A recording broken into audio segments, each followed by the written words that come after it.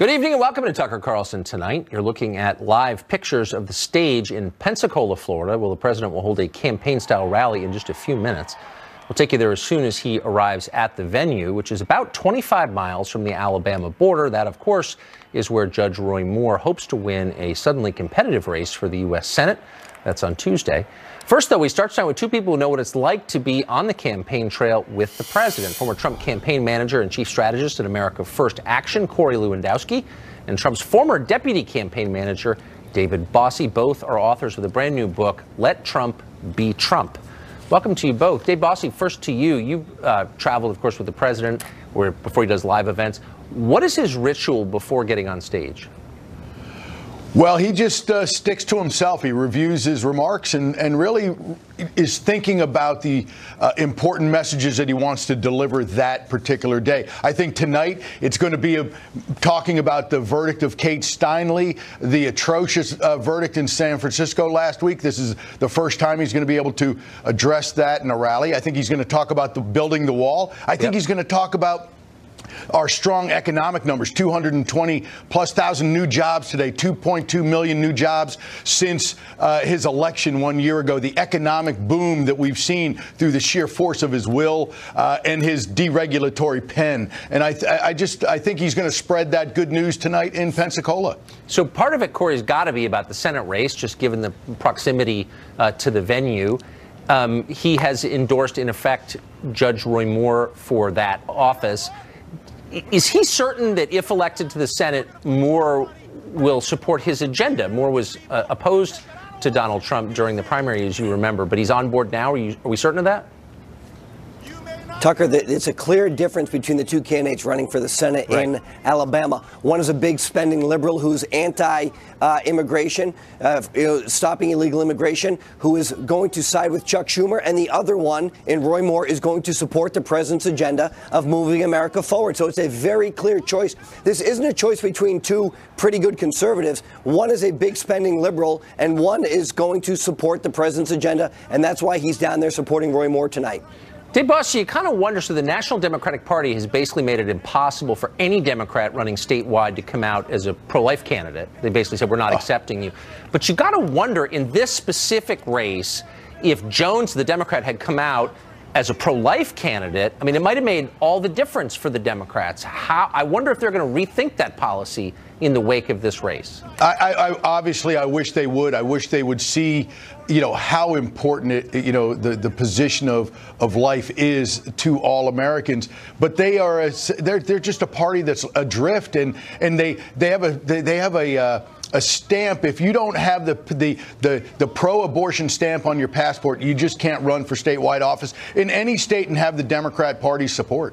I think they could win this race with a pro-life Democrat. But Jones has been a pro-choice Democrat, a liberal for his entire career. So this is they're not able to just pull that card out for this race. So Corey, why didn't the president endorse Moore in the first place? Well, look, I think what the president went down to do is he went down and he supported Luther Strange, who was in the race, someone who he has worked with to get his agenda done through the U.S. Senate. He got to know Big Luther, and he went down and supported him. But as soon as that race was decided by the people of Alabama, Donald Trump got on board and is now supporting Roy Moore because the choice is very clear. You can go and have an Al Franken, Chuck Schumer liberal in Washington, D.C. from Alabama, or you can vote for a conservative in Roy Moore.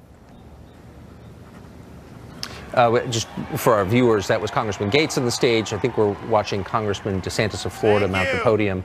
We're awaiting the president who ought to be there soon, and we're going to go to that. Dave, in the answer to your first question, you suggested the president was going to talk about the border wall, a central promise of his campaign. More than a year since the campaign ended, no sign of the border wall. What's the timeline on that? Well, he is trying to stick to the promises he made during the campaign, and he's trying to work with the Congress and in the Senate to get that done. But you could see, Tucker, and as all Americans do, that the Republican leadership needs to get on board with that wall because they control the purse strings, they control the legislative agenda, and we must have a wall. And I think after this Kate Steinle verdict of last week, it is going to be be the impetus to get this done. And I'm hopeful that the wall, building the wall, the funding of the wall is going to be something that will be in our budget for next year, 2018. So and that is kind of the question, Corey. So there are members of the Republican leadership who are ideologically opposed to a wall, and their donors are opposed to it. The president doesn't mind picking fights with members of his own party, obviously. Why not pick one on this and say, here are the three people preventing the wall I promised from being built, and call them out by name? Well, the good news today was that we have a new Homeland Security Secretary. Kirstjen Nielsen was sworn in today officially, which is great. So we have new leadership at the Department of Homeland Security. If we look at the immigration numbers, what General Kelly did before he became the chief has really dramatically slowed that illegal immigration on the southern border. But we're going to build the wall, Tucker. I'm certain of it. The prototypes are out. They're being built right now in the desert. So the funding has to get there. And look, I think I agree with you. If Congress stops this from being done, the president has to find a way to get this done. It is a promise he made in the campaign. It's a promise he's going to keep to the American people. So, I mean, that's an absolute. So would it be fair, just to follow up on that, to say, look, this is something you promised explicitly and repeatedly. It's fair to judge you on whether you get it done. Well, look, I think so. And we ran the campaign, as you know, we talk about in the book, the great book, Tucker, Let Trump Be Trump, the immigration issue, how important it was on the campaign trail talking about illegal immigration. He talked about it so many times. Mexico's going to pay for the wall. It was a hallmark of the campaign. And what that means is you have to follow through on those promises, like he is doing on tax reform, like he will do on health care reform, like he will do on transportation infrastructure. But you got to get the wall built. Dave Boston, when you say let Trump be Trump, what does that mean? Well, what we talk about, and this is really Corey's catchphrase that he created during the primary campaigns, and it was one of the reasons that in the book you can find out all the back story of this campaign. But I introduced Corey to the president back in 2014, and it was one of the reasons that I recommended him to be the campaign manager was because he was going to help Donald Trump be true to himself and let Trump be Trump, is that professionals weren't going to come in and manage him and try to make him something that he's not, that he is a conservative populist and that he is going to be true to those ideals. And that's what the book is about. And that's what President Trump's presidency is about. So, Corey, how does moving the embassy from one city to another in a foreign country address kind of the basic questions of this campaign? Is that an example of conservative populism? Well, it is, Tucker. You remember, he talked about this on the campaign trail. And, you know, I looked and have listened to other people who've been on the network saying 13 presidents prior to him have promised to move the embassy. In his first year in office, he made a promise, and he's now delivering on it because he's not a career politician. You go back and you look at the promises he made on the campaign trail, and he's now fulfilling those as the president. And what's amazing is the mainstream media can't believe it. They say, hey, look, he promised to do something. He's doing it because he's never been a politician. He's a businessman. And moving that embassy is a huge step. It is a generational step for the people of Israel. What about for the people of America? Well, look, it's very important. Israel is a very important ally of ours. They are our closest. We are helping them. They are helping us. They have an amazing wall built around their city, right? And what we can do is we can work with our partners. And the people of America, you know what they want? They want safety and security. And we have a lot of Jewish Americans here who have a lot of family back home. And this is something that community has longed for a long, long time. Gentlemen, thank you both very much, and congrats on the book. Please stay with us if you would. Of course, President Trump's speech is set to start any minute, and we'll take you right to it when it does. Just across the border from where this event is taking place tonight in Pensacola, Alabama Democrat Doug Jones facing backlash because his campaign apparently distributed flyers that show an image of an incredulous black man.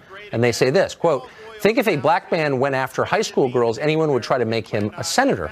The Blaze's Lawrence Jones says that stunts like this are exactly why he left the Democratic Party, and he joins us tonight. Lawrence Jones, thanks for coming on. Thanks, Tucker. So what do you dislike about this ad? Well, it's just factually incorrect, A, and they're using black people as a tool, as they consistently do in every election. Right. But when it comes down to actually advocating for issues that affect our community once they get elected, they're not concerned about that.